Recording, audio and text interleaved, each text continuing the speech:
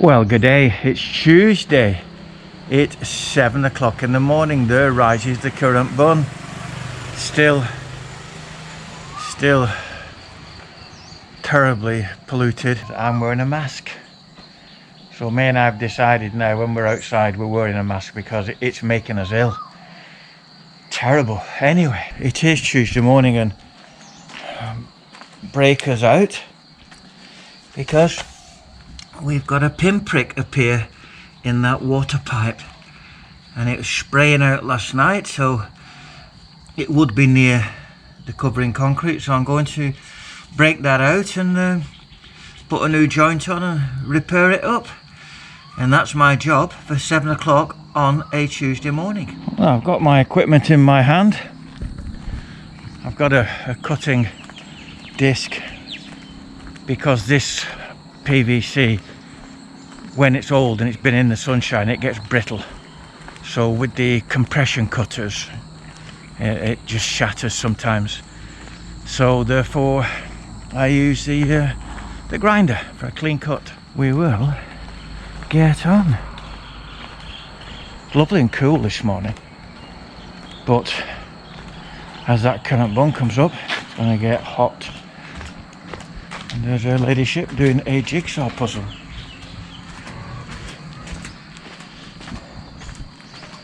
Look at this here. Loads and loads and loads of tomatoes. Loads. Right, we must get on. Be back in a minute. Right, it's 7:45 and that little job is done.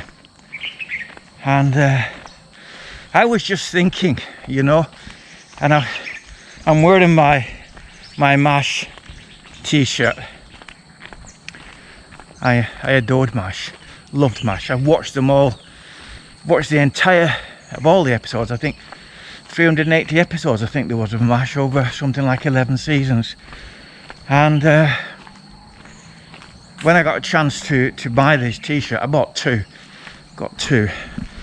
And the ironic thing is that they came from China. Why is it ironic? Because the Chinese came into the Korean War and made all the difference to the Koreans. Most people think of it as an American war, and of course it wasn't. I mean, it was, because we had Alan Alda in it, you know, but the Brits were there, the Aussies, I think the New Zealanders, the Canadians were there, quite a number of what we would call the Allies were there, and they pushed the Koreans pretty much right up, almost as far as China. Then the Chinese came in and pushed them back to where it is now. And one of the very famous battles was what was called the Glorious Gloucestors. That's a British regiment, the Gloucesters. And the Gloucesters were surrounded by overwhelming numbers of Koreans and Chinese, and they were outnumbered something like 300 to 1, totally surrounded.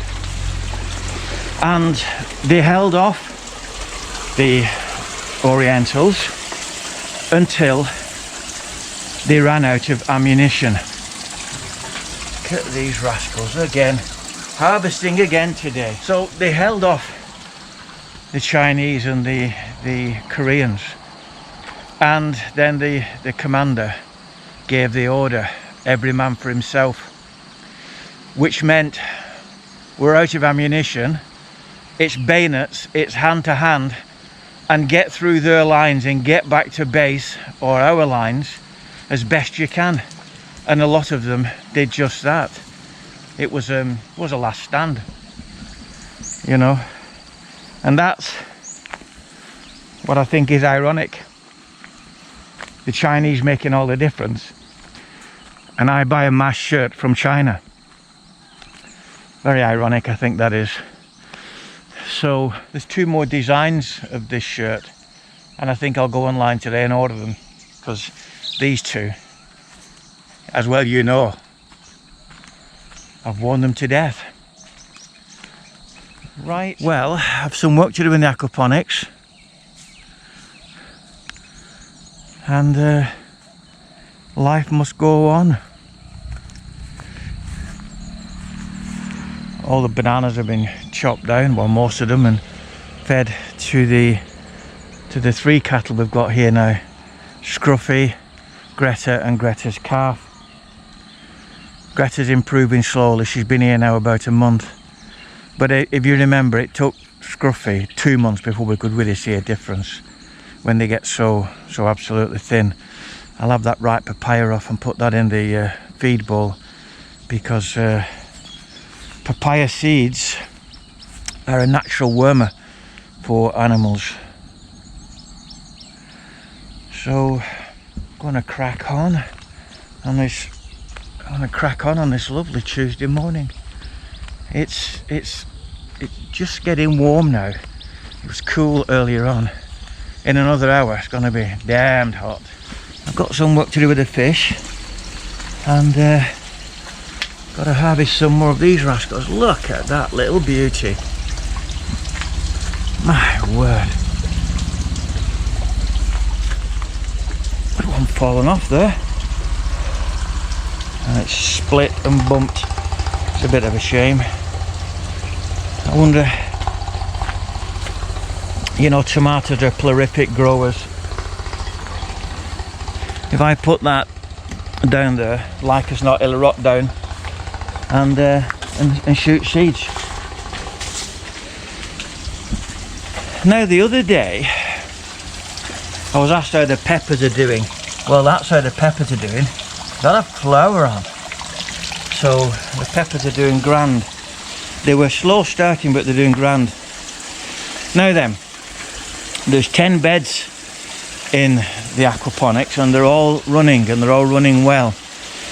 And the other day,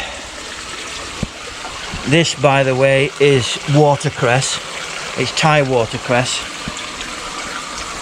But the other day I had a little wonder to myself. We were in town and I saw some peas, sugar snap peas for sale. Dry seeds, you know. And I planted them in. It's only 48 hours ago. And I wondered if they would grow. I mean, these are, God knows where these have come from. The 2 self-seeded papayas. And we'll see if those sugar snap peas grow. I mean, I must confess that tomatoes in aquaponics are absolutely phenomenal. So I just might keep loads of different varieties of tomatoes in here and see what transpires. We will see. Right, got to get into those fish now and do a bit of work in here.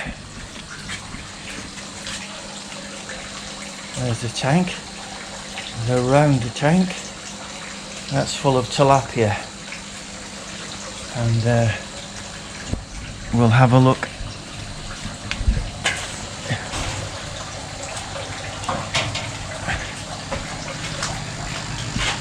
Right, these rascals are catching no harm. How many have we got in here?